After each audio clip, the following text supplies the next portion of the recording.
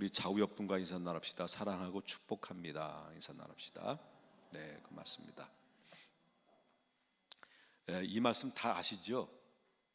이 말씀이 여러분 많이 들어서 이 말씀을 너무 잘 아실 겁니다.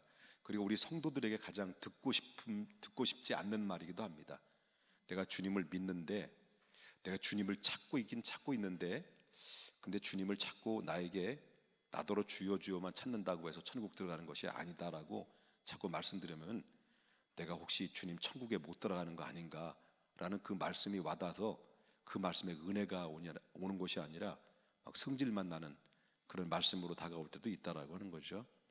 근데 여기서 나오는 말씀은 나더러 주여 주여 하는 자마다 다 천국에 들어갈 것이 아니라는 말씀이 어떤 말씀인가 라고 했을 때, 이 말씀은 겉으로는 성도라고 부를 수 있지만은 바로 주님의 이름으로 주여 주여라고 부르지만은 마음속으로는 바로 예수님을 안 믿는 사람들, 예수님을 영접하지 않는 사람들이 얼마든지 입술로는 앵무새처럼 주여 주여 할 수 있다라고 하는 것입니다. 그래서 진정으로 믿는 그리스도인들이 누구냐, 천국의 백성이 누구냐라고 그럴 때 분명히 이 부분만큼은 정확해야 된다. 그래서 로마서 10장 9절에 이렇게 이야기합니다. 로마서 10장 9절에 뭐라고 얘기해요?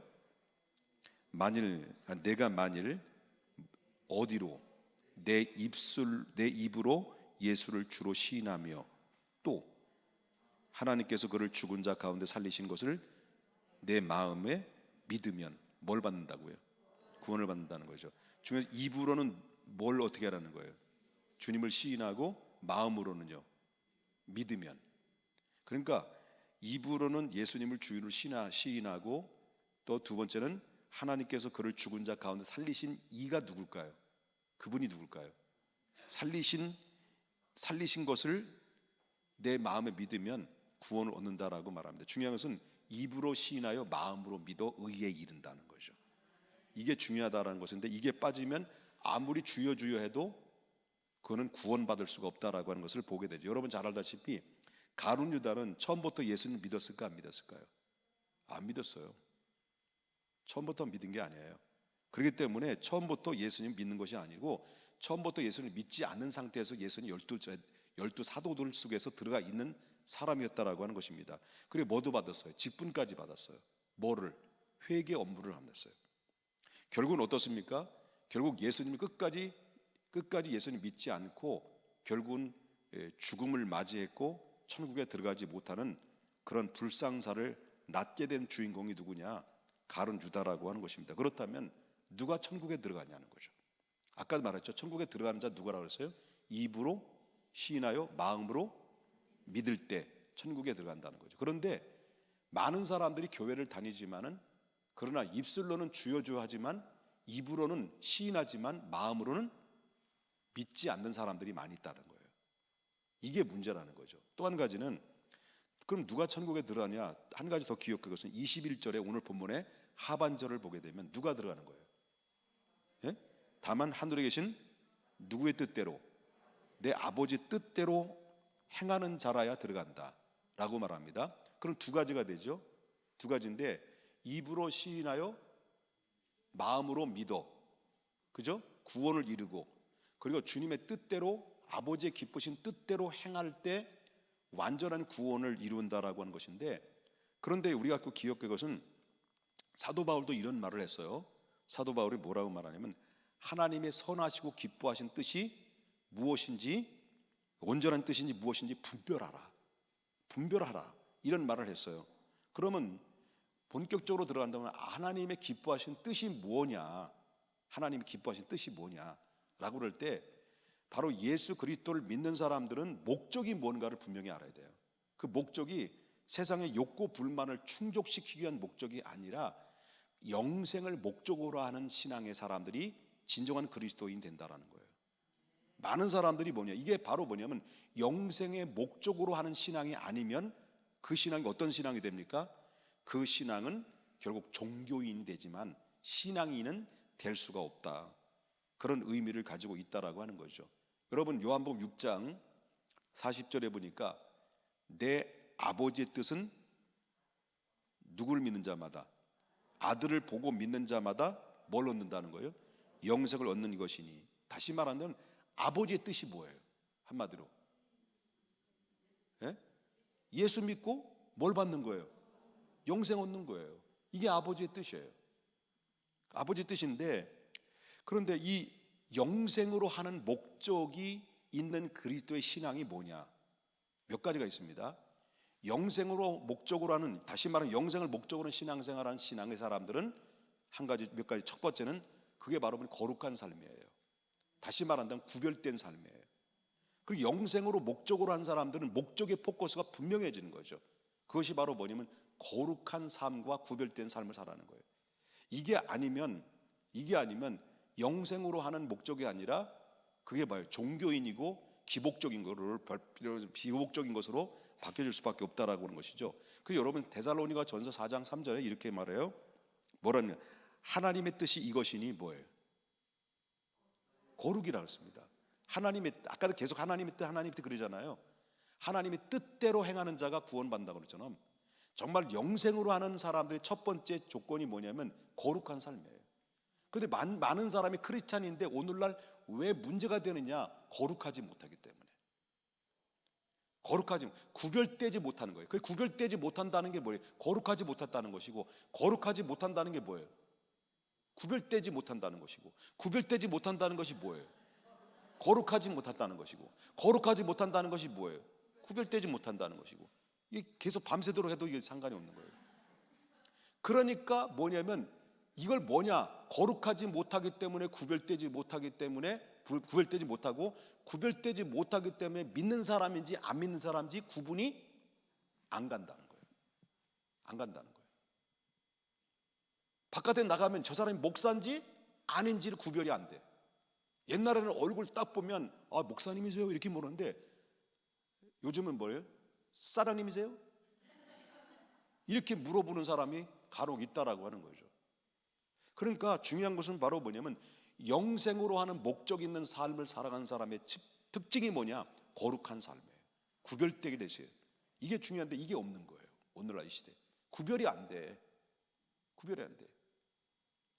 그러니까 이 모든 책임이 어디 있느냐를 할 때 앞에서 인도하는 인도자의 책임들이 굉장히 크다. 저부터, 그리고 교회 지도자의 중직자부터, 이건 정신 차리고 깨어 있어야 되고, 정말 우리가 모두가 하나님의 마음을 닮아가는 거룩한 삶이 되어지지 않는다고 한다면 주여주여해도 거기에 능력이 없는 것이고 아무런 반응이 나타나지 않는 것이고, 주여주여해도 거룩하고 구별되지 않으면 하나님 앞에 기도한들 기도의 응답을 경험할 수가 없는 거죠. 하나님 어떤 자에게 축복하냐, 어떤 자의 기도를 들어주시냐 할 때 그 사람이 정말 영적으로, 다시 말한다면 영생으로 하는 목적 있는 삶을 살아가면서, 바로 목적은 하늘의 영생이고 내 삶은 거룩한 삶이고 구별된 삶을 살아갈 때 바로 영적인 교통함이 이루어지게 되고, 내 모든 간구하는 것은 주의 뜻대로 구하는 자마다 바로 하나님의 뜻을 이루어주고 응답되는데, 그것이 안 되니까 바로 뭐냐면 응답도 될 수도 없는 것이고 기대될 수도 없는 것이고, 이 사람이 목사인지 이 사람이 사장님인지 회장님인지 구분이 안 되는, 이게 바로 오늘날의 병폐된 문제다라고 하는 것입니다. 두 번째, 영생을 목적으로 하는 사람은 뭐냐면, 두 번째는 범사에 감사하는 사람이다. 데살로니가전서 5장 18절에 나오는 말씀인데 참 보겠습니다. 뭐 하라는 거예요? 범사에 감사하라. 걔 미리 얘기해 버렸네. 자, 감사라는 건 뭐냐? 감사는 신앙생활의 맛을 내는 거예요. 신앙생활의 맛을 내는 건데, 소금의 역할이 뭐예요? 맛을 내는 거예요. 소금은 음식을 맛을 내는 역할에, 짭짤하고 아니면 짭짤하면 좀 덜 넣고 싱거우면 좀 더 넣고, 그래서 우리 입맛을 돋구게 만드는 것인데, 감사가 없으면 신앙생활의 맛을 낼 수가 없다라고 하는 거예요. 그래서 감사함은 주님을 기쁘게 하는 것이고, 바로 우리가 주님 앞에 나아가게 하는 통로와 매개체라는 것을 우리가 볼 수 있다라고 하는 것이죠. 그래서 여러분, 감사하긴 하는데 어떻게 감사하는 거예요? 범사예요. 이 범사라는 게 뭘까요? 예? 범사라는 게 뭘까요? 기쁠 때도 감사하는 거고 어려울 때도 감사하는 거예요.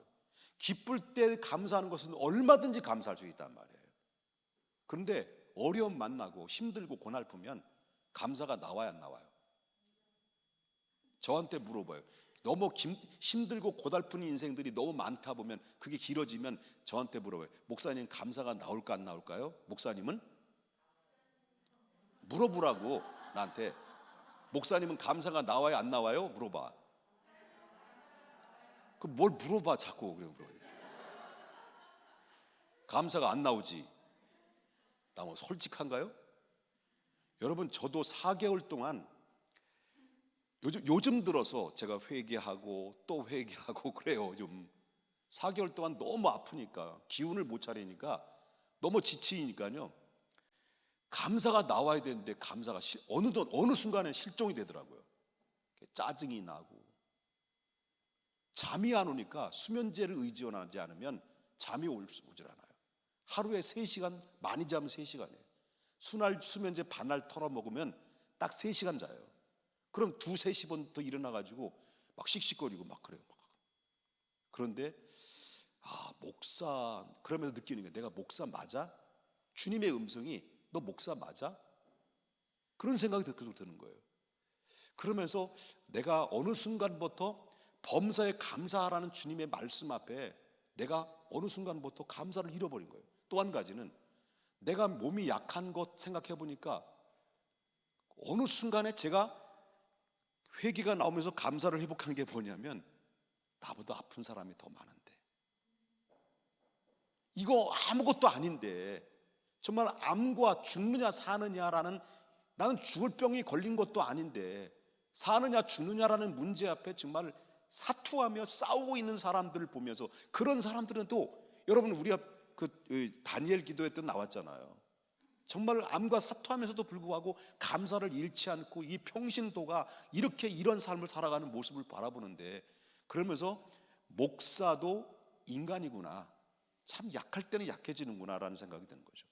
그러면서 실종된 나의 감사한 마음이 서서히, 내가 실종된 감사한 마음들이, 내가 나보다 상대적인 논리로 볼 때는 내가 정말 나보다 더 어려운 사람들이 많은데, 이 어려운 사람을 바라보고 내가 감사를 하지 못했던 부분들이 얼마나 많이 있는가라는 생각이 들면서, 중요한 것은 바로 뭐냐면, 범사라는 것은, 영적인 사람은, 바로 영생을 목적을 추구하는 사람들은 언제나 범사에 감사를 하는데, 감사는 누구나 범사에, 기쁠 때는 누구나 감사할 수 있지만은, 그러나 어렵고 정말 사방이 우겨싸움을 당하는 공경에 처해 있을 때, 거기마저도 감사할 수만 있다면 거기에는 반드시 승리가 있고, 거기에는 감격이 있고 응답이 있고 능력이 있다.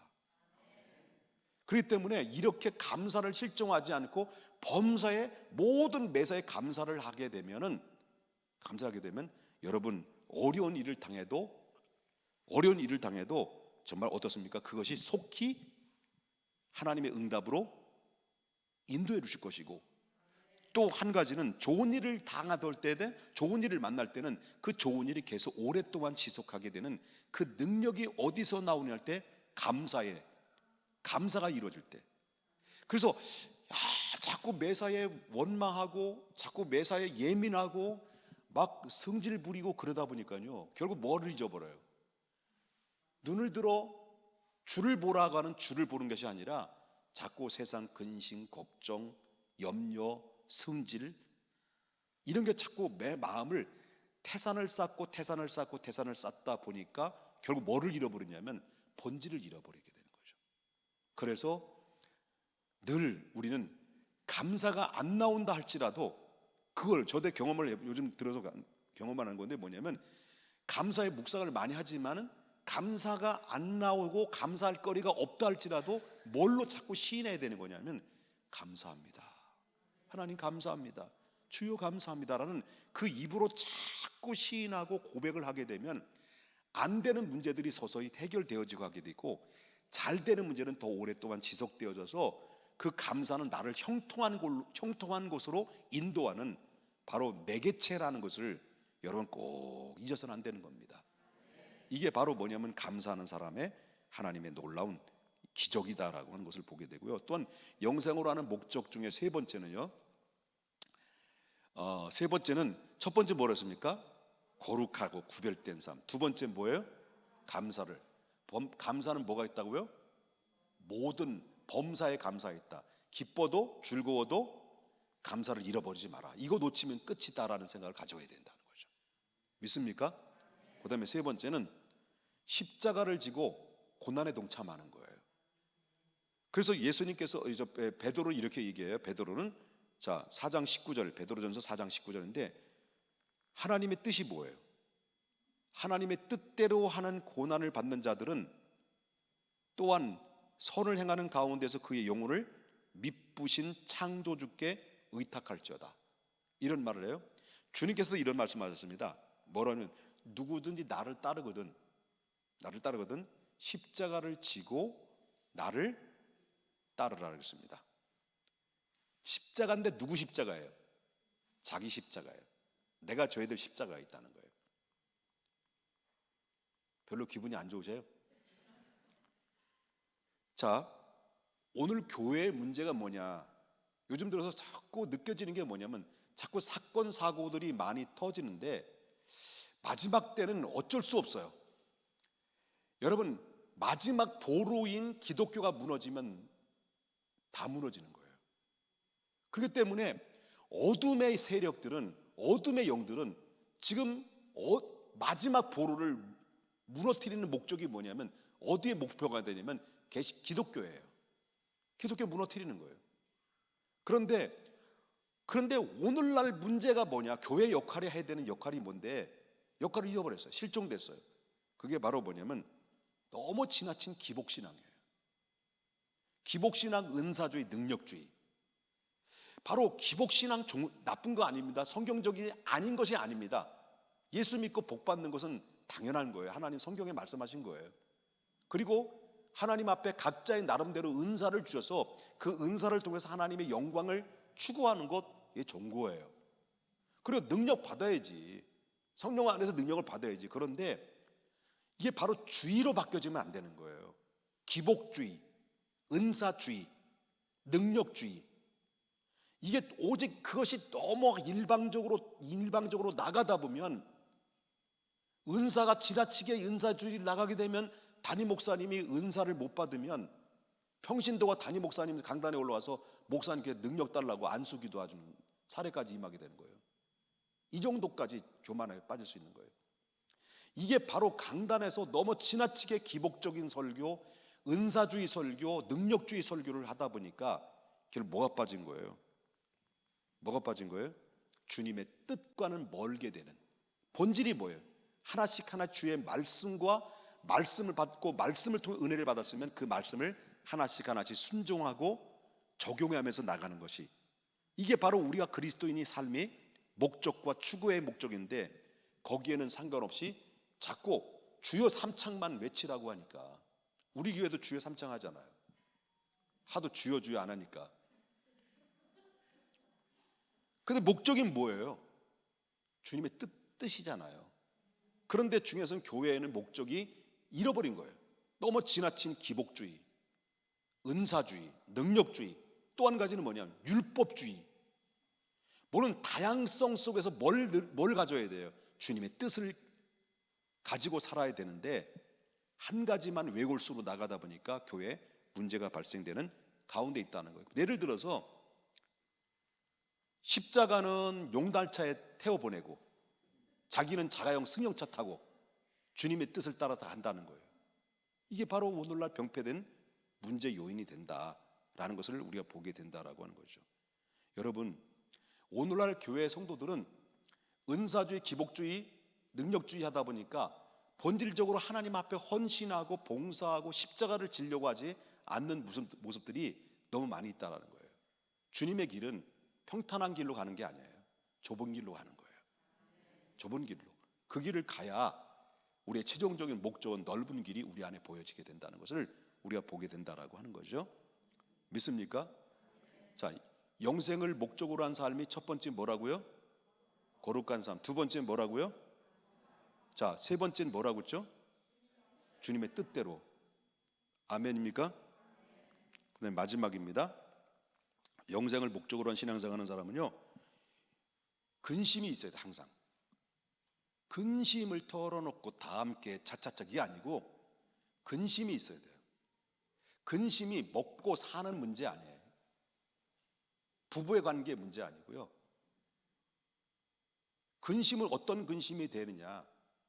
영적인 근심이 돼요. 이게 바로 살아있는 성도의 삶이에요. 이게 주님의 기뻐하시는 뜻대로 살아가는 사람의 모습이라고 볼 수 있다라고 하는데, 자, 고린도후서 7장 10절에 하나님의 뜻대로 하는 근심이라고 했습니다. 하나님 뜻대로 하는 근심. 하나님의 뜻대로 하는 근심은 후회할 것이 없는 구원에 이르게 하는 회개에 이르는 것이요, 세상 근심은 사망을 이루게 하는 것이다 라고 했어요. 그렇기 때문에 우리가 늘 기억해야 돼요. 내가 과연 신앙생활에 주님의 뜻에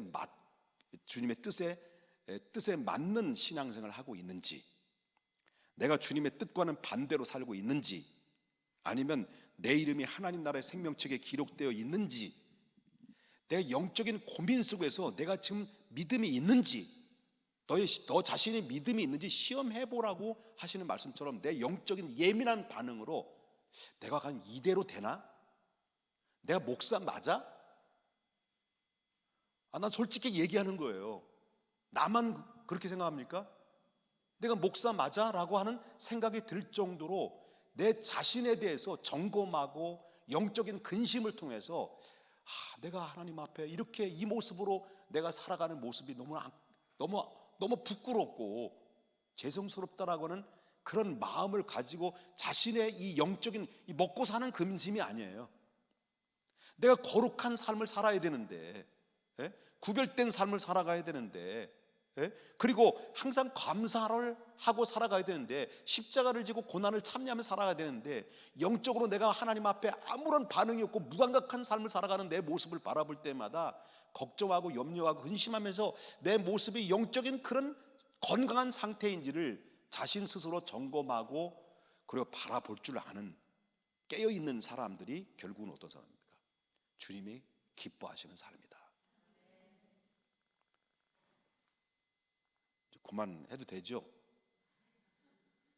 이해되셨으면 아멘 하십시다. 정말 내가 신앙생활을 하고 있는지, 온전하게 신앙생활하는지 근심하고 걱정하고 그리고 이렇게 살아갈 때 사도 바울이 말한 것처럼 주님의 뜻대로 하는 근심은 후회하지 않는다. 아멘? 아멘입니까? 그렇다면 한번 내 자신을 향해서 질문을 한번 해보자는 거예요. 나는 과연 하나님을 기쁘시게 하는 성도로서 과연 거룩한 삶을 살고 있는가? 내가 지금, 여러분이 지금, 오늘 지금 이 시대 말과 언어와 행동과 생각들이 정말 주님의 성품을 닮아가 있는지, 아직도 옛사람의 구습에서 벗어버리지 못하고 거룩하지 못한 나의 모습은 너무 지나친 세상적이고 세속적에 바로 빠져들어 있지는 않았는지, 주님과의 거리가 멀어져 있는지 한 번쯤 내 자신이 거룩한 삶인지 구별된 삶인지를 고민을 한번 해봐야 되지 않겠느냐. 마지막 때의 시대 속에서 당신을 향한 주님의 질문 앞에 나는 어떻게 대답할 수 있는가? 나는 거룩한가? 구별된 삶을 사는가? 한 번쯤 내 자신을 향해서 도전을 받자라고 하는 겁니다. 나는 과연 감사하고 있는지, 기쁠 때는 얼마든지 감사한데 어려운 문제가 발생되고 너무 힘들고 고달플 때 감사보다는 불평과 원망이 더 많았는지, 당신을 향한 질문 앞에 주님, 그렇습니다. 어느덧 어려움과 형편과 환경과 사정을 받아보니 하나님을 향한 시선을 잃어버리고 감사가 실종됐습니다라고 자신을 돌아볼 줄 알아야 된다. 잃어버린 감사를 다시 찾으십시다. 내가 고난과 어려운 문제를 만났는데 나보다 고난을 만나는 자 생각하고 나보다 아픈 사람 더 많이 생각하고 그런 모습을 바라보면서 하나님 앞에 감사를 잃어버리지 않도록 만약에 내가 감사가 실종됐다 할지라도 하나님 앞에 지금부터 주님, 내가 다시 잃어버린 감사로 하나님 앞에 고백합니다. 나보다 어려운 사람이 그렇게 많은데, 나보다 아픈 사람이 그렇게 많은데, 나보다 정말 고통 속에 하루하루를 심리적으로 고통 속에 잠을 이루지 못하는 사람들이 하도 많은데, 하나님, 작은 것 하나 감사하지 못한 것 용서해 주십시오. 다시 감사를 붙들 수 있기를 바랍니다. 그리고 주님의 뜻대로 하는 근심, 우리 세상에 먹고 사는 문제 때문에 근심하고 염려하고, 사람 때문에 근심하고 염려하고, 그놈의 사랑 타령 때문에 근심하고 염려하고, 그러면서 우리가 뭘 잃어버립니까? 하나님을 향한 마음을 잃어버리고, 내가 하나님 앞에 멀어진 거에 대해서 근심은 다 사라져버리고, 아무런 감각이 없는, 내가 병들어 있는지 건강한지조차도 판단 능력이 상실돼 버리는 나의 영적인 상태를 평가하지 못하고, 너희 믿음이 있는가를 시험해 보라고 하셨지만은 내 자신 믿음이 있는지도 없는지도 판단이 안 되는 이런 모습들을 바라보면서 당신을 향한 하나님 앞에 주신 질문 앞에 나는 과연 거룩한지, 구별된 삶을 사는지, 감사를 잃어버리진 않았는지, 십자가를 지는데 거북스럽게 여겼는지, 아니면 주님의 뜻대로 하는 근심이 아니라 세상 먹고 사는 문제 때문에 근심과 염려에 사로잡히다 보니 내 영적인 상태는 만신창이가 되어서 정말 하나님 앞을 향한 근심이나 영적인 근심은 완전히 실종된 상태 속에서 아무런 감각이 없는 무감각한 영적인 형편에 놓여 있는지를 한번 좀 생각하면서 우리 결단을 해야 될 줄 믿습니다. 주님의 뜻대로 삶을 한번 사는 우리 모두가 됐으면 합니다. 우리는 고민 속에 우리 승리할 수 있기를 주님의 이름으로 축복합니다. 우리 찬양